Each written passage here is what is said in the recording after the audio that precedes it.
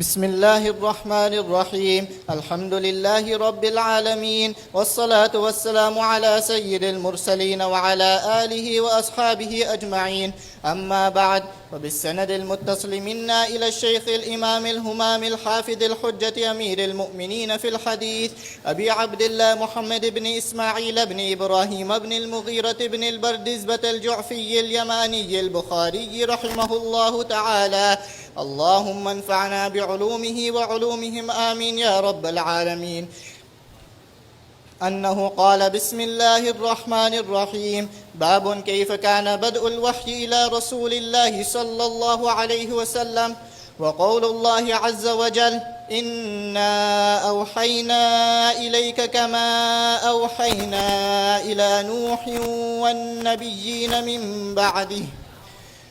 وبه قال حدثنا الحميدي قال حدثنا سفيان قال حدثنا يحيى بن سعيد الأنصاري قال أخبرني محمد بن إبراهيم التيمي أنه سمع علقمة بن وقاص الليثي يقول: سمعت عمر بن الخطاب رضي الله عنه وعنهم على المنبر يقول: سمعت رسول الله صلى الله عليه وسلم يقول: إنما الأعمال بالنيات وإنما لامرئ ما نوى، فمن كانت هجرته إلى دنيا يصيبها أو إلى امرأة ينكحها فهجرته إلى ما هاجر إليه.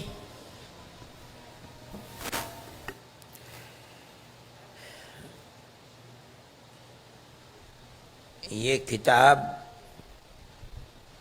جس کو بخاری کہا جاتا ہے، نسبت کی جاتی ہے امام بخاری رحمۃ اللہ علیہ کی طرف۔ انہوں نے لاکھوں احادیث کے اندر انتخاب کر کے چند ہزار احادیث کو سندوں کے ساتھ اپنی اس کتاب میں اکٹھا کیا ہے۔ حدیث کی بہت سی کتابیں ہیں۔ امام مسلم رحمۃ اللہ علیہ نے ایک کتاب میں حدیثوں کو جمع کیا، ابو داؤد نے جمع کیا، ترمذی نے جمع کیا، امام نسائی نے جمع کیا، امام مالک رحمۃ اللہ علیہ اور امام محمد رحمۃ اللہ علیہ اجمعین نے جمع کیا۔ اسی طرح سے ایک کتاب یہ ہے جس کو امام بخاری رحمۃ اللہ علیہ نے جمع کیا۔ یہ کتاب علم حدیث کی کتاب ہے۔ کہا جاتا ہے علم حدیث ما نسب الى رسول اللہ صلی اللہ علیہ وسلم قولا فعلا صفتا او تقریرا۔ یہ وہ علم ہے جس کی نسبت تمام نبیوں کے سردار ہمارے آقا حضرت محمد صلی اللہ علیہ وسلم کی طرف کی جاتی ہے۔ آپ نے کیا کہا، آپ نے کیا کیا، آپ کا جسم کیسا تھا، رنگ کیسا تھا، صورت کیسی تھی، کیسے چلتے تھے، آپ کی عادات و اطوار کیسی تھیں، کیسے کھاتے تھے، کیسے اٹھتے تھے، کیسے بیٹھتے تھے۔ اسی طرح سے آپ کے رہتے ہوئے کوئی کام صحابہ نے کیا، اگر نبی کریم علیہ الصلاۃ والسلام نے اس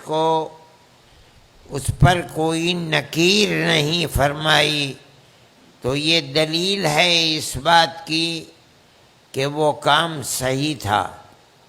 اگر غلط ہوتا تو آپ نکیر فرما دیتے۔ چونکہ دین کا مدار صحابہ کے اوپر ہے، پہلی اینٹ صحابہ کی چلتی ہے، قیامت تک اگر یہ اینٹ سیدھی رہے گی تو دیوار سیدھی ہوگی۔ اگر صحابہ کوئی عمل اسلام کے اندر صحیح نہیں تھا اس کو کرتے تھے تو یقیناً اللہ اپنے نبی کو وحی کے ذریعے بتا دیتا اور آپ اس کے اوپر نکیر کرتے، لیکن آپ نے نکیر نہیں کی، اللہ نے آپ کو اس سے باخبر نہیں کیا۔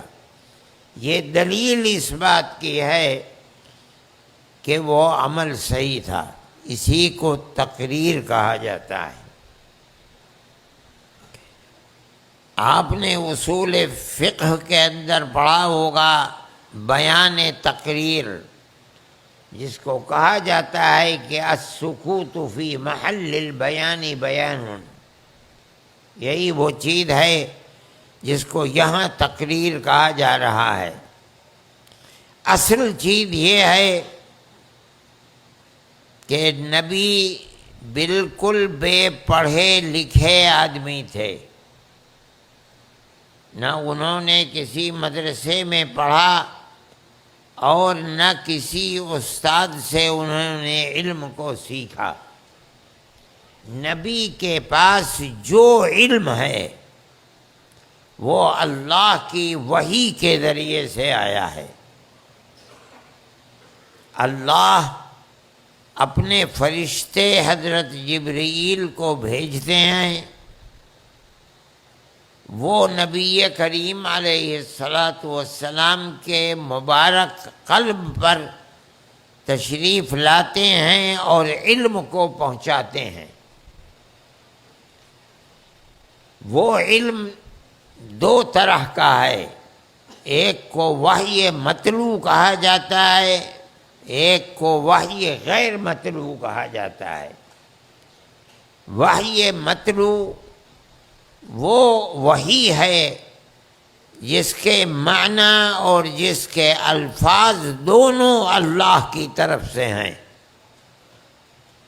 نبی کو یہ اختیار نہیں ہے کہ وہ ان الفاظ کو تبدیل کر کے ان معنی کو بیان کرے، اس لیے وہ وہی الفاظ جو اللہ نے جبرائیل کو دیے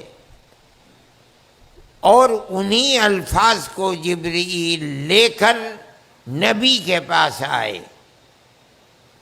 اللہ نے انہی الفاظ کو نبی کے سینے میں محفوظ کر دیا، آپ نے انہی الفاظ کو لکھوا دیا، انہی الفاظ کو صحابہ نے محفوظ کر لیا۔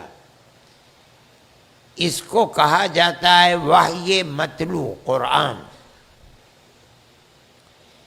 قرآن نام صرف الفاظ کا نہیں ہے۔ آپ نے اصول فقہ کی کتابوں میں پڑھا ہوگا کہ قرآن کہتے کس کو ہیں۔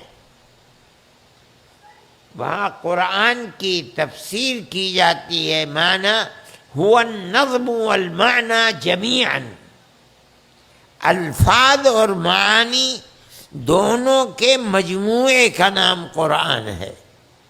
مطلب کیا ہے کہ جبرائیل امین اللہ کے پاس سے الفاظ بھی لے کر آتے تھے، ان الفاظ میں مراد خداوندی کیا ہے، اللہ کیا فرمانا چاہتا ہے، وہ بھی لے کر کے آتے تھے۔ نبی کو الفاظ دیتے تھے اور اس کے بعد ان الفاظ میں اللہ کیا فرمانا چاہتا ہے وہ بھی نبی کو دیا کرتے تھے۔ نبی کریم علیہ السلام ان الفاظ کو صحابہ کو بتلاتے تھے اور اس کے اندر جو معنی چھپے ہوئے